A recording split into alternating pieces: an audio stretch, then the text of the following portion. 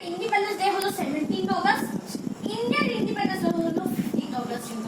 এবার ইন্ডিয়া যেই ইয়ারে ইন্ডিপেন্ডেন্স নিল সেই ইয়ারের নাম হলো 1947। হ্যাঁ, ইন্দোনেশিয়া যে ইয়ার থেকে ইন্ডিপেন্ডেন্স নিল সেটা হলো 1945। আর অনেকটা কাছে কাছে কাছে কাছে তো। তবে আমরা তো ওই জন্য এবারে ইন্দোনেশিয়া যাবো ওইটা ঠিক করতে, কেননা একদিনেই তো করা উচিত না। এবার আমরা সেলিব্রেট করতে পারছি না, ইন্দোনেশিয়াটা তো সেলিব্রেট করতে হবে। কারণ তোমাদের ইন্দোনেশিয়ার ফ্ল্যাগই তো নেই।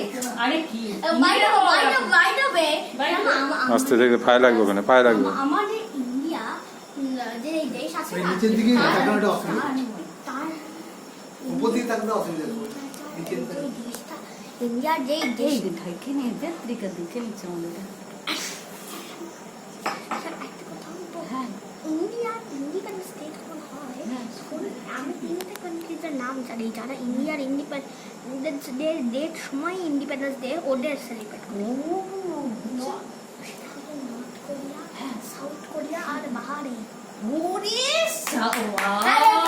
আর যা তুমি জানো আমাদের দেশকে